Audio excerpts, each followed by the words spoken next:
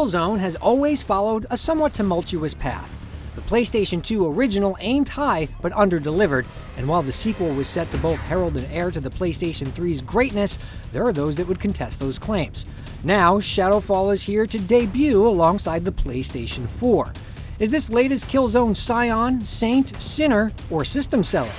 Taking on the mantle of a Shadow Marshal makes for a different game and a different Killzone. Suspects are holed up in the room below. Ready to breach through the pool skylight on your go. We can breach right now or find another entry point. The ongoing hostility between the Helghast and ISA has gone cold for the most part. The Helghast have vacated their planet, now in a radiated sphere. Its pale people are uneasy refugees taking harbor on their enemy's planet, Avecta. Decades have passed with the groups divided from each other in a manner reminiscent of the Berlin Wall.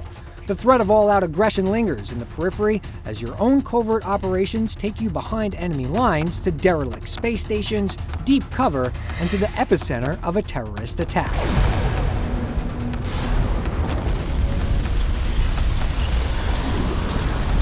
But you're no army grunt this time around.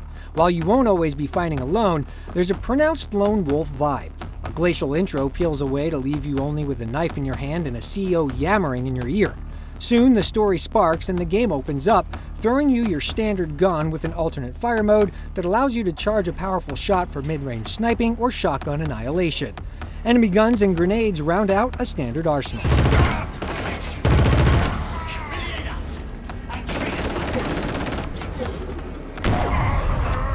Your tradecraft also includes operating a robotic drone called an Owl that can give cover fire and offer up a shield for you or a stunning shock for your foes.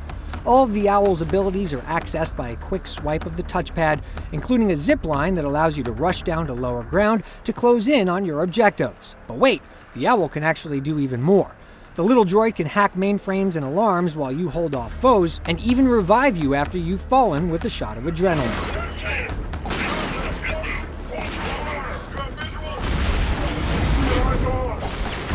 The same adrenaline shots can be self-administered while you're still standing, healing, and creating a slow-mo bullet time effect when you aim down your sights. A Shadow Marshal is also equipped with an impressive radar system, marking enemies and munitions through walls. This is triggered by holding right on the D-pad, and early on we found ourselves accidentally pressing up as well, conjuring waypoints in the objective menu. This control quirk was a little annoying, but we found ourselves adjusting to more precise button presses by mid-game. The Owl, the slow-mo, the radar, and even the flexibility of your basic gun make this new Killzone feel more fluid than this series has in the past. This fact is well illustrated in the game's first true level set within an open forest. You can zipline to a vantage point, then flush out the Helghast while your Owl disables an alarm that would bring in enemy reinforcements before scanning the area to reveal the next threat. It's a blunt, wonderful example of dynamic first-person combat.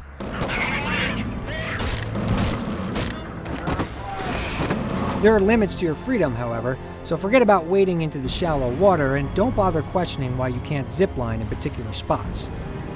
The Helghast are capable marksmen, but they're not the smartest bunch, and your extended arsenal allows a powerful edge by letting you scan for danger and act appropriately. The safety net provided by adrenaline lets you get through with a more aggressive or perhaps somewhat careless battle plan, but you'll still need to stay on your toes. Brutally effective melee kills which reward stealth and positioning are the final piece of an extended toolkit that allows a varied approach without overwhelming complexity. Killzone is still about making sure your reticule is hovering over the bad guy, it's just more interesting in getting there. Some kind of X. There's too many failsafes in place. People are dying! The game's later levels work to pack in story secrets and spectacle to create impressive moments. It's a varied and capable campaign, but only rarely does it match the genius of the forest. There are some clever distractions and some outright duds, especially in the latter half of the campaign. Still, even the most straightforward missions offer up tactical options and hidden rewards, and the game's use of sub-objectives that you can tackle in any order helps sustain a certain sense of autonomy. There are times when the structure and interface make it unclear what exactly the game wants you to be doing, but it's worth finding your way through.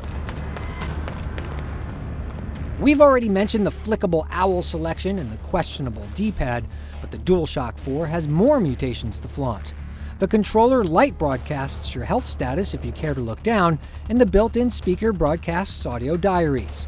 These aren't much more than novelties, but the analog sticks do a tremendous job, highlighted most in Shadowfall's multiplayer, where significant recoil and a lack of auto-aim reward agile thumbs. The PlayStation 4 itself brings a multitude of sets to life, from sun rays figuratively cutting through trees, much stronger sun rays literally cutting through soldiers as a space station races towards a star. The beautiful next-gen swagger is subtle, but it's definitely there.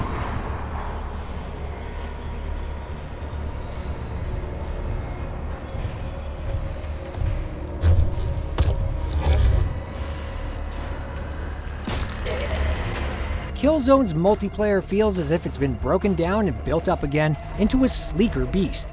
An offline mode with bots acts as a combat lab, offering a surprising amount of options to fiddle with, along with access to the various weapons, maps, game types, and abilities. Gone are some of the undeniably fun, flashy bits of Killzone 3, like jetpacks and exosuits, resulting in more grounded and refined team battles. The Warzone mode prevails with constantly changing objectives leading to lengthy, dynamic, and satisfying matches. There are a few new game types added in as well. They're nothing special on their own, but they succeed in mixing up the tactical teamwork. In this age of kill streaks, vehicles, and unlocks, it's interesting to see Shadowfall take a step back.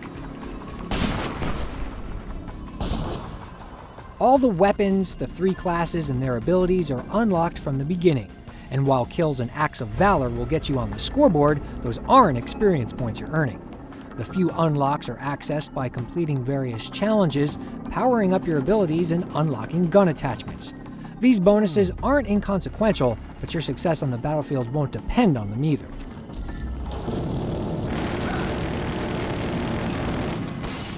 Killzone Shadowfall ultimately encompasses a big, twisting world of multiplayer supporting a multitude of playstyles and scenarios. A Warzone might switch to a point-control objective, so you might select a more suitable weapon and grab the ability that lets you set up a spawn point near the control area.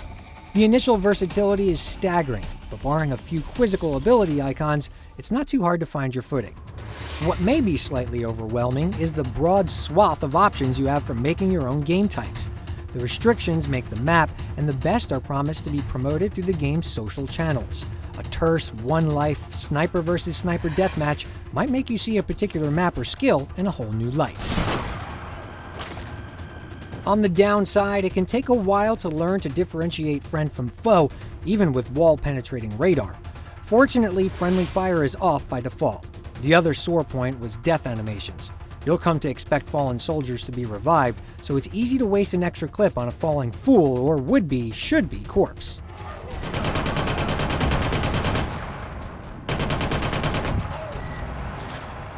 Guerrilla Games needs to recognize that it's not plot points and politics that move its games, but the bullets and guns. If the campaign could take a step back from the spectacle to focus on core concepts and feedback loops, the qualities that make the multiplayer suite so flexible and entertaining could make the campaign even stronger. Killzone Shadowfall is easy to recommend as a launch title, and it's also a fantastic shooter on its own merits, regardless of hardware or history. Forged in the fires of hell. And this is our Lad Coates here. day. Find him! We're working on it, sir. Proclaim